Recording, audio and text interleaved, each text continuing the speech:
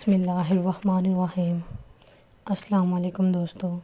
حدیث میں آیا ہے کہ جب رسول خدا نے اپنی بیٹی فاطمہ رضی اللہ عنہا کو امام حسین کی شہادت اور ان پر آنے والی مصیبتوں کی خبر دی تھی، جناب فاطمہ رضی اللہ عنہا نے جو سنا کہ حسین 3 روز پیاسا رہے گا اور اس کو بڑی بے دردی کے ساتھ ذبح کیا جائے گا، پھر اس کی لاش بے گور و کفن پڑی رہے گی، تو بہت شدت سے روئی، بولی اے بابا، میرے حسین پر یہ واقعہ کس زمانے میں پیش آئے گا؟ جناب رسول خدا نے فرمایا اے فاطمہ، افسوس کہ تیرا فرزند مصیبت میں مبتلا ہوگا تو تنہا ہوگا، اس وقت نہ میں ہوں گا، نہ تو ہوگی، نہ علی ہوگا۔ یہ سن کر فاطمہ رضی اللہ عنہا پہلے سے بھی زیادہ روئیں اور بے قرار ہوئی اور عرض کیا اے بابا، جب میرا بیٹا ایسی بے کسی سے شہید ہوگا تو اس پر کون روئے گا اور کون اس کی صف ماتم بچھائے گا؟ حضور صلی اللہ علیہ وآلہ وسلم نے فرمایا فاطمہ، میری امت کی عورتیں میری اہل بیت کی عورتوں کی مصیبت کو یاد کر کے روئیں گی اور میری امت کے مرد میرے اہل بیت کے مردوں پر روئیں گے۔ میرے دوستوں کی ایک قوم ایک دوسرے کے بعد تیرے حسین کا صف ماتم ہر سال تازہ کریں گے۔ اے فاطمہ، جب روز قیامت ہوگا تو عورتوں کی شفاعت کرنا اور میں مردوں کی شفاعت کروں گا، اور جو مصیبت حسین سن کر روئے گا تو ہم اس کا ہاتھ پکڑ کر جنت میں داخل کریں گے۔ فاطمہ، سب آنکھیں قیامت کے دن رو رہی ہوں گی، مگر وہ آنکھ جو مصیبت حسین سن کر روتی ہے وہ آنکھ خوشحال ہوگی، اسے جنت کی نعمتوں کی خوشخبری دی جائے گی۔ سفید کبوتر کا ایک ایسا واقعہ جس کو سن کر آپ کی آنکھوں میں آنسو آ جائیں گے۔ کبوتر کو لوگ بہت محبت سے پالتے ہیں۔ آج کا واقعہ سننے کے بعد آپ کبوتر سے بے انتہا محبت کرنے لگیں گے۔ یہ واقعہ ہے ایک کبوتر اور حضرت امام حسین علیہ السلام کا۔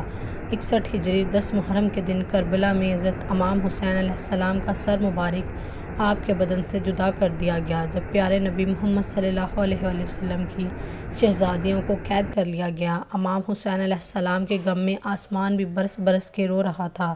10 محرم کو ایک سفید کبوتر کربلا کے میدان سے گزر رہا تھا۔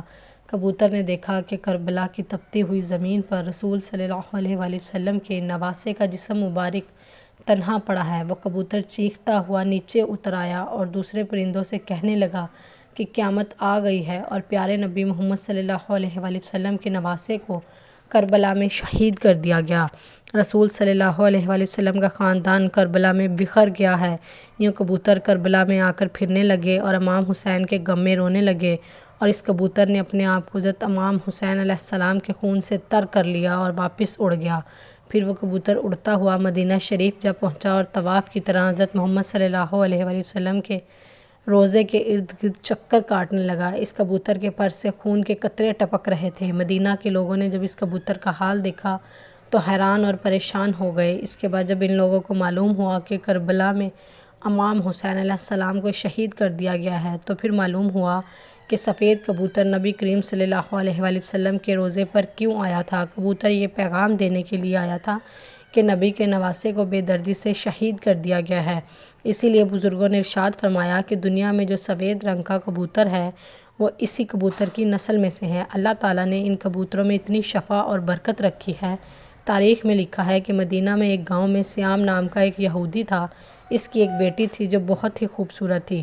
اس کو اچانک ہی بوڑھ کا مرض ہو گیا، جس کی وجہ سے اس کے ہاتھ پاؤں اور آنکھوں نے کام کرنا ختم کر دیا۔ وہ لڑکی نابینا ہو گئی اور اس لڑکی کو دیکھ کر اس کے رشتہ دار اور محلے کے لوگ اس لڑکی سے شدید نفرت کرنے لگے۔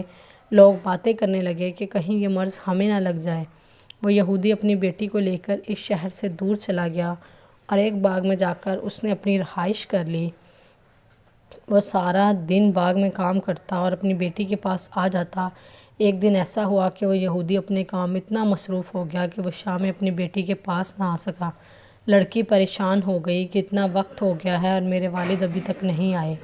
وہ اپنے والد کو ڈھونڈتی ہوئی ایک درخت کے نیچے جا پہنچی۔ اس نے محسوس کیا کہ اس کے پاس ایک پرندے کی چیخ بھری آواز آ رہی ہے۔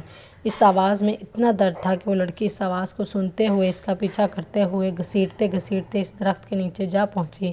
اس لڑکی نے اپنا سر اٹھایا اور درخت کے اوپر دیکھا۔ وہاں پر ایک سفید کبوتر بیٹھا تھا جس کے پروں سے خون کا قطرہ گرا اور لڑکی کی آنکھ پر جا گرا، اور اس خون کے قطرے کا گرنا تھا کہ امام حسین علیہ السلام کے خون کی برکت سے اس لڑکی کی آنکھوں کی روشنی واپس آ گئی۔ وہ لڑکی اپنی ایک آنکھ سے دیکھنے لگی اور ایک اور خون کا قطرہ اس کی دوسری آنکھ پر بھی گر پڑا۔ خون کی برکت سے لڑکی کی دونوں آنکھوں ٹھیک ہو گئی اور لڑکی بہت ہی خوش ہو گئی اور ساتھ میں حیران بھی ہو گئی۔ جب لڑکی نے اوپر درخت پر دیکھا تو ایک کبوتر خون سے لتھڑا ہوا تھا، بلکہ کچھ خون کے قطرے لڑکی کے جسم کے اوپر بھی گر گئے اور ان قطروں کو اس لڑکی نے اپنے اس کا پورا جسم ٹھیک ہو گیا۔ امام حسین علیہ السلام کے خون کی برکت سے لڑکی کو مکمل شفا مل گئی۔ اس خون میں ایسی شفا تھی کہ لڑکی پہلے سے بھی حسین ہو گئی۔ لڑکی نے اپنے باپ کو ڈھونڈا اور اسے ساری بات بتائی اور یہ بات سنتے ہی اس کا باپ وہیں مسلمان ہو گیا۔ سبحان اللہ! سلام ہو پیارے نبی سرکار دو عالم پر، سلام ہو محمد صلی اللہ علیہ وآلہ وسلم کے خاندان پر، سلام ہو اس پاک خون پر جو کربلا کی بہتی ہوئی زمین پر بہتا رہا۔